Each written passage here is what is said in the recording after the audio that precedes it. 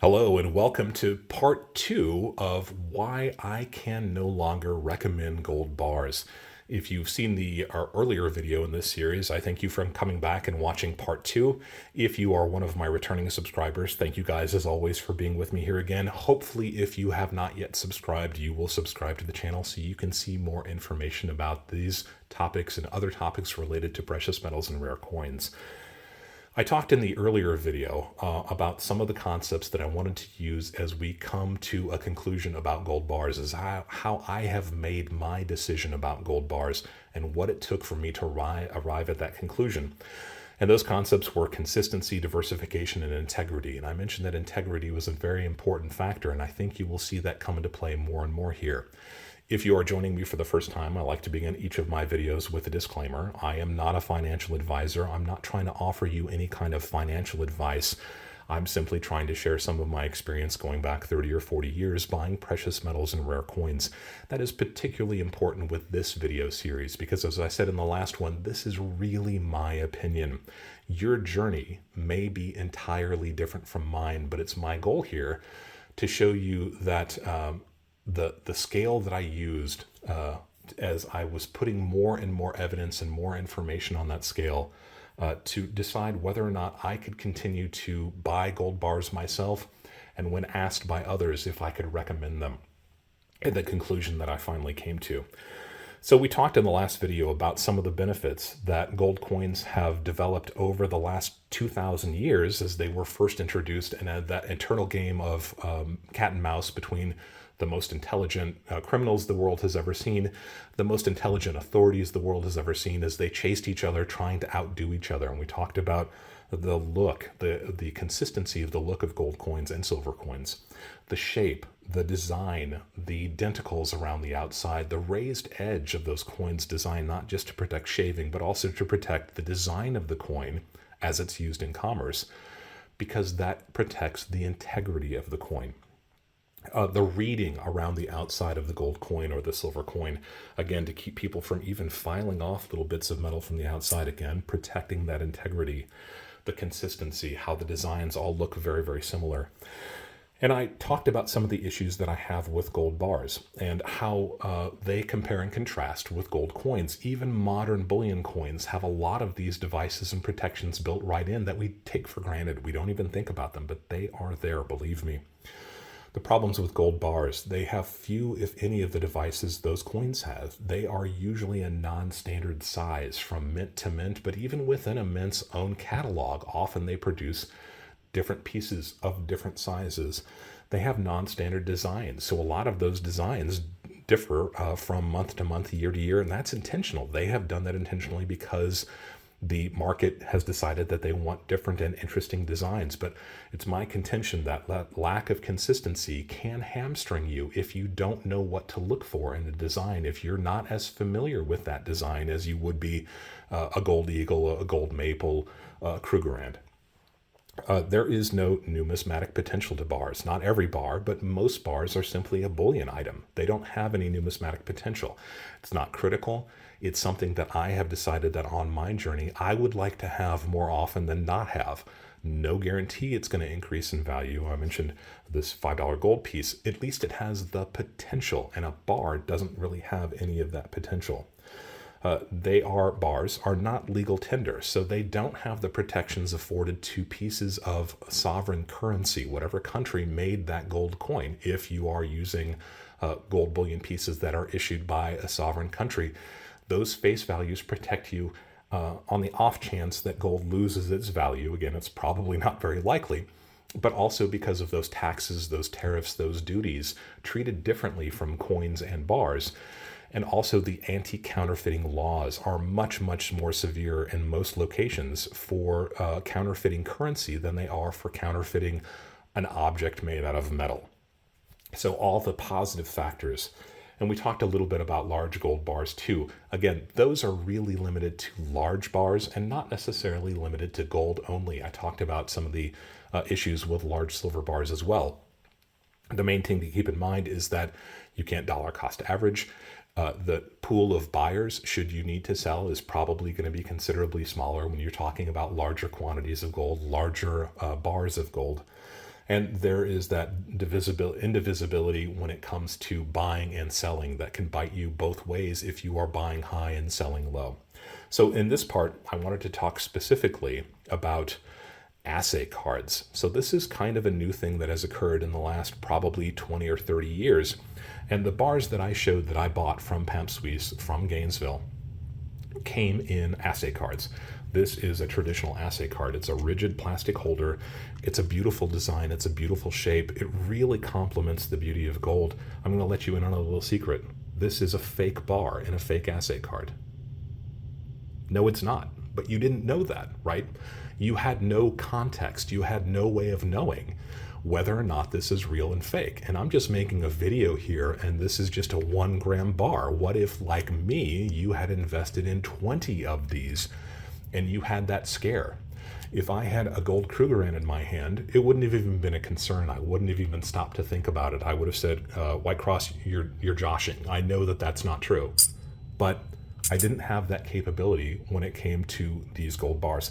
Assay cards, they put a barrier between you and your senses, and that is the key takeaway about my feelings for assay cards. Anytime you are putting a barrier between your senses, and by senses I'm talking about your ability to look carefully, your ability to heft something in your hand, your ability to hear something when it comes to ping tests and drop tests. Anytime you are putting a barrier between you and your investment, I think is a very dangerous situation. And coincidentally, or maybe not coincidentally, that is a counterfeiter's dream. Anytime they can use a piece of plastic to fool what your senses are telling you, they have already got you in the bag. So assay cards, let's talk a little bit more about them. You're putting a barrier between you and your gold with a false sense of security with an assay card. They don't offer a clear view. And this is a pretty good example. We talked about the rims around the outside of a coin. You can't even begin to see something like that with most assay cards. Let's see if we can get this to focus here.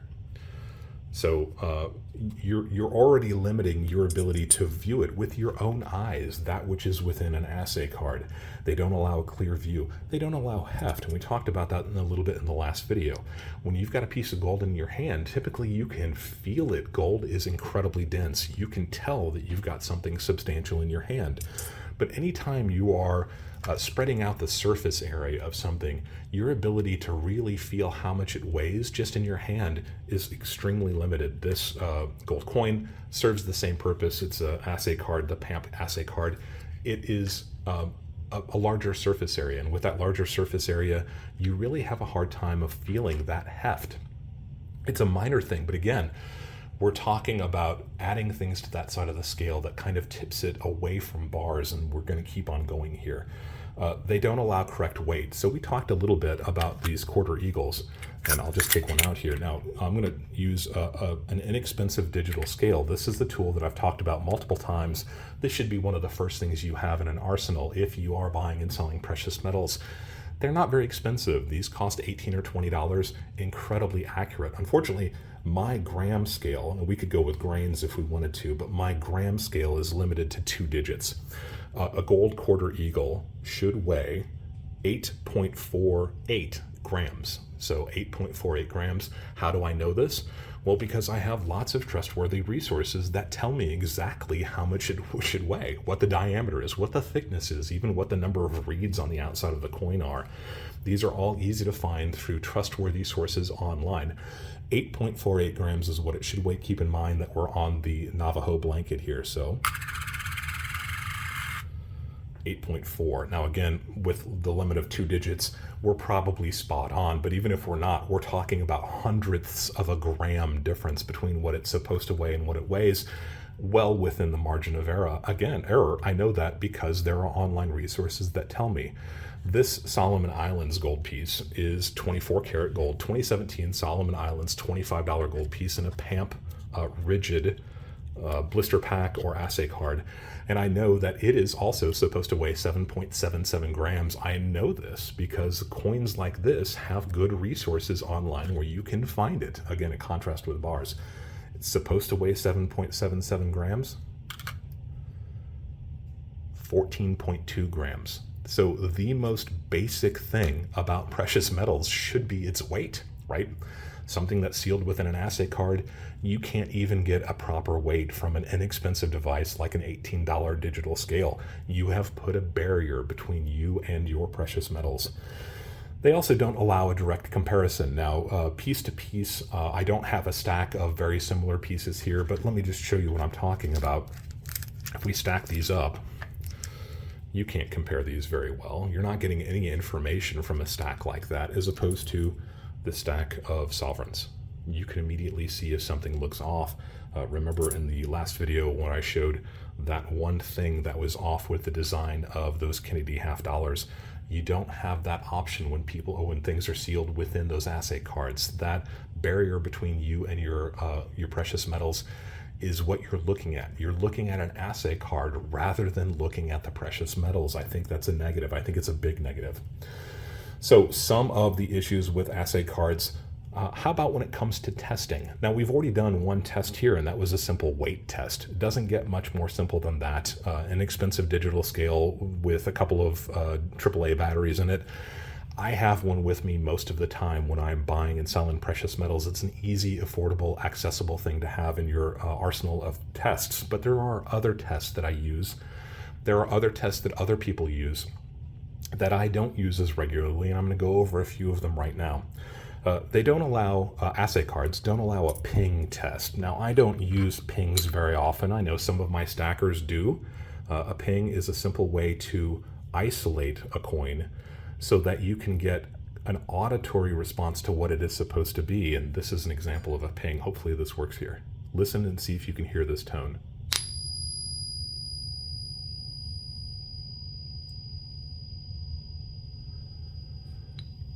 That tone just continues and continues when you've got a good coin that is not filled, when you have an item that doesn't have a fake center in it, and especially if it's a precious metal, silver and gold have a very high-pitched ping that just goes on and on.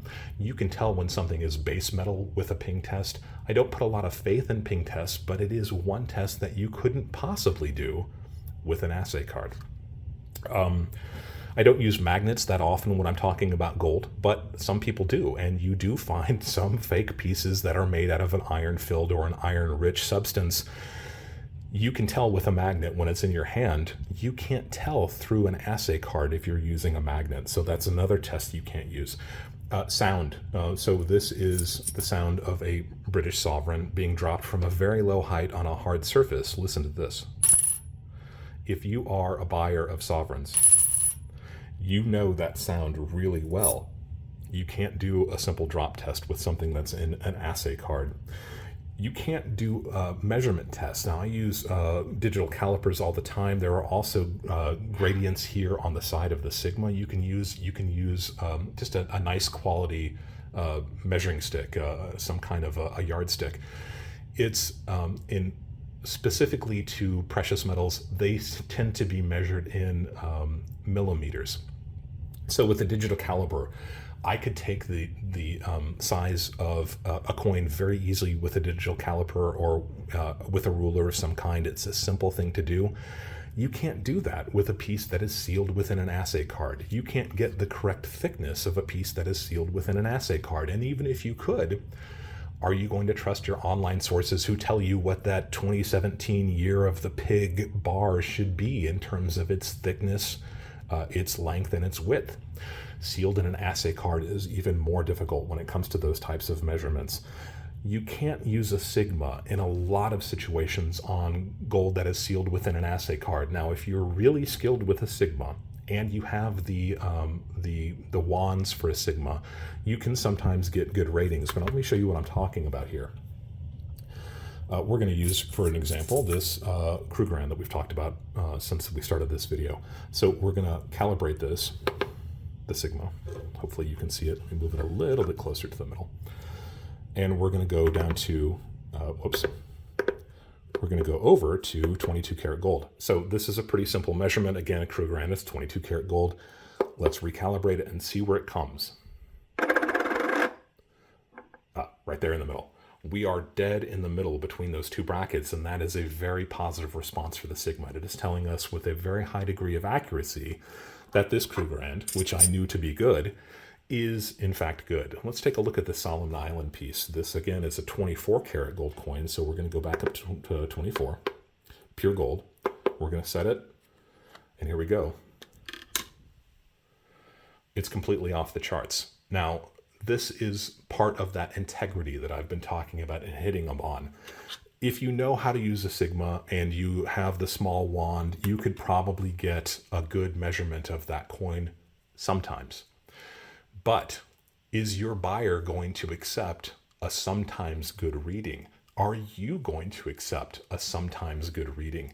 It all goes back to that integrity. That's very important, and it will pick at your brain in the middle of the night and make you question your decisions. Do your pieces have integrity when you're buying them? Do you have integrity when you are going to sell them? Blister packs. I don't use acid tests very often. I do keep an acid test with me. I probably wouldn't check a coin unless it was a badly damaged coin. But if something is sealed within a blister pack, it doesn't matter. You're not going to test something within a blister pack with any kind of acid and a scratch test. That's just not even going to happen. So you have a list of things that are adding to that balance that I've tried to show you how I came to this conclusion.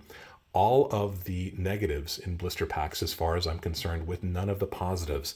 A blister pack, that piece of plastic, that assay card is incredibly easy to counterfeit. It's incredibly easy to make something that is really identical. Much more difficult than it is to counterfeit a gold coin or even a gold bar. Now, there are some new developments that have come about in the last 10 years or so that are trying to address these shortfalls, but it's my contention that they haven't really addressed them yet. And I'm thinking specifically about things like PAMP's Veriscan application. I'm coming across more and more PAMP pieces as we go into detail here. I will tell you about a PAMP piece that I am a huge fan in, so I'm not just kind of dumping on PAMP. It's the entire idea of this market.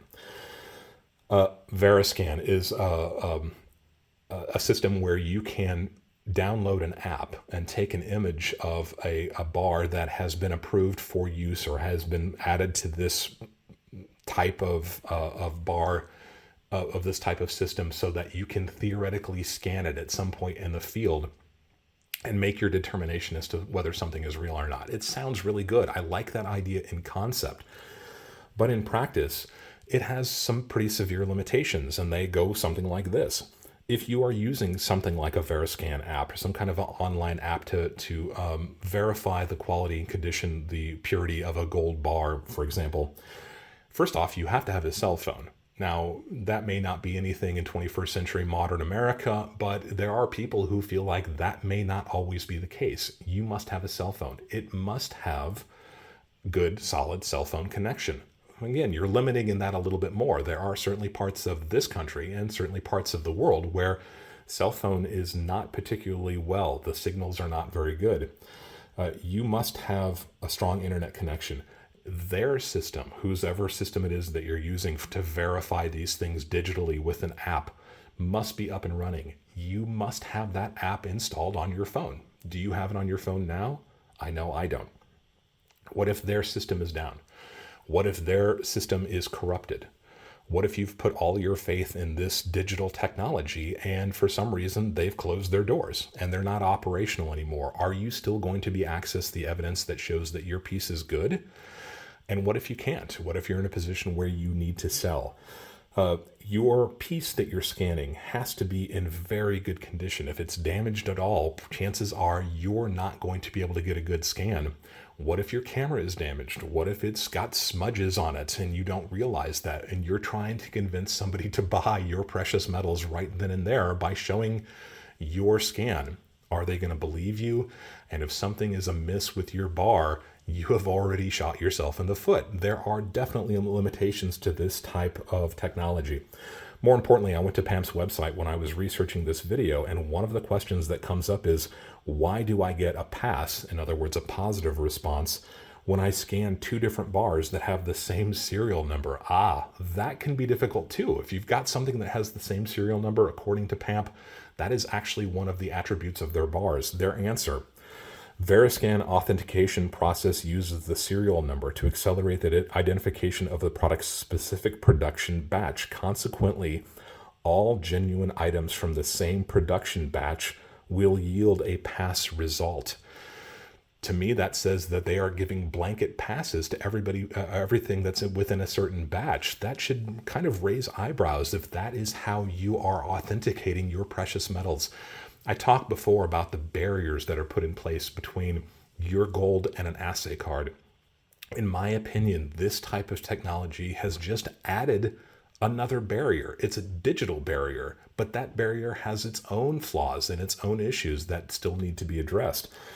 And ultimately, as I understand it at least, technology like this doesn't authenticate the purity of the gold within the bar. It certainly doesn't authenticate the weight of the gold within the bar.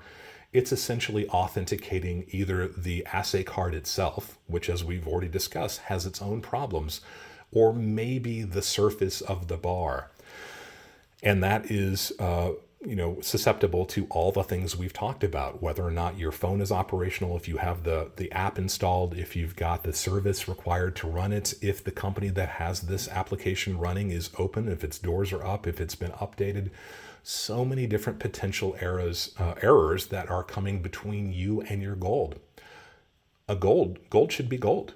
Put it in your hand, feel it, know it, trust it. These are just ways of putting something between you and your gold. And as I said many times before, counterfeiters and bad guys know that, and they love that. If you are putting barriers in place that are stopping you from testing, whether it's something as simple as heft or weight or diameter or thickness, you have already lost their battle. You're doing their work for them.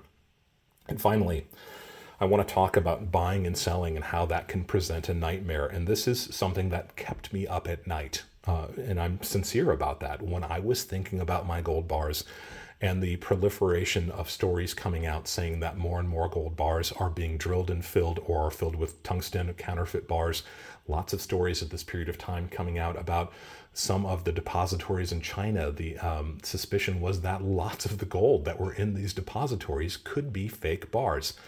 Again, problems with the internet is you don't ever know what the source is for things like that. How can you trust it? It's that integrity. Whenever you have questions of integrity, you are potentially damaging your assets. Let's say you finally reach a point where you need to sell your precious metals, and we talk about exit strategy often in these videos. It may be 5 years from now, it may be 30 years from now, it may even be your heirs who are going to be selling your precious metals.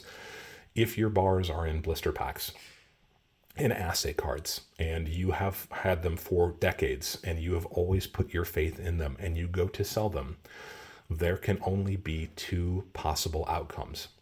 Either your bars are fake, and they have been fake the entire time that you've owned them, or they are real. The problem is, what if your buyer doesn't trust whether or not they are real? What if, even if you bought them directly from the mint, if you bought them directly from a refinery and they've been in that safe deposit box for 30 years now, is your buyer going to trust that? Do they believe the integrity of your bars? And if the answer is the only way that they are going to buy your bars, where they can test them with the Sigma, with the scale, with the digital calipers, with acid tests, with heft, with water displacement, with ping tests, whatever it is that they want to test them with, the only way they are going to believe that your bars have the integrity that they need is to open up those assay cards and remove the gold so they can test them. Then why did you buy gold in assay cards in the first place? And that's the golden question. That's what kept coming back to me. And that is eventually what tipped that scale to the point where I could no longer, in good conscience, recommend gold bars, and why I eventually divested myself of every gold bar except for these small bits and pieces that you see here. And why in my entire video series, I don't talk about gold bars. So now you know the answer. In good conscience, I can't recommend gold bars. My opinion is that I think there are better options for you out there than gold bars, and I will continue to have that opinion until I see information that makes me change my mind. And believe me, as difficult as it is sometimes to admit that you were wrong, if I see any kind of evidence that sways my opinion about gold bars, you will be the first to hear about it. I will jump in here and make a new video about it. And I do get asked if I have a negative view about all gold bars all the time, and I'm not the Sith, and I don't deal in absolutes. I do think that there are some gold bars out there that are okay. And by those bars, what I'm talking about are modern cast bars by places like PAMP and Valcombi, and there are other manufacturers who make them as well. These cast bars kind of resemble the old poured silver bars, and they are kind of an elongated lump, and they don't come in an assay card. They don't come in a blister pack. They are old school gold bullion. They make them in 50-ounce size. They make them in 50-gram size. They make them in 100-gram size. They make them in kilogram size. It's those 100-gram bars that I'm talking about that I have a very positive opinion about. I don't own one. I've always wanted one, and someday I will have a 100-gram PAMP Swiss poured bar, a cast bar. What I like about them is that there is no barrier between you and your gold. You can put it on the scale. You can put it on the Sigma. You can verify the serial number on the certificate of authenticity and their website if it makes you feel more comfortable. You could test it with an acid test, and you're probably not even going to damage it, at least not that much. There are no barriers between you and your gold when it comes to these cast bars. So if you are in a position where you need to have larger gold bars, I don't think these are a terrible option. Now, unless you are somebody who has hundreds of thousands of dollars that you need to put into gold very, very quickly, I probably wouldn't recommend kilogram bars, even these cast bars. I think there are better options out there. The 100-gram bars are roughly 3 troy ounces. So that's not going to be prohibitive to most people when it comes to that diversification, when it comes to dollar cost averaging, when it comes to selling. Your chances of finding a buyer who can afford a 3-ounce gold bar is significantly better than a 10-ounce gold bar or a kilogram bar. But it is my contention that in almost all circumstances, a simple roll of gold eagles, a simple roll of maple leafs, or a roll of Krugerrands would answer the same question that those bars answer, but they would still allow you that ability to exit small amounts of those positions rather than selling all of them. So while I don't have a problem with those cast bars, ultimately I do think that there are better options out there. So what do you think? My opinion, White Cross's choice when it comes to these gold bars and why I can't in good conscience recommend them. If you have a different opinion, by all means leave an opinion down below and I will be happy to try to address it. If you have new information and think, White Cross, no, you have completely misthought this. I've got something that can really sway you back towards gold bars, I would love to hear it. I continue to research this topic and it is something that interests me, but ultimately that's what led to my decision. I sold those 1-ounce gold bars. I sold that 10-ounce gold bar. I have never lost a moment of sleep about it, and I have never looked back. It has not bothered me. I am 100% comfortable with that decision. My journey into deciding whether or not I could recommend gold bars to me or anybody else. If you haven't subscribed to the channel, I would love to have your subscription. I'd love to have you be a participant in this community as we go forward into physical precious metals and rare coins. And as always, thank you for allowing me to be a part of your journey as you go deeper into the world of physical precious metals.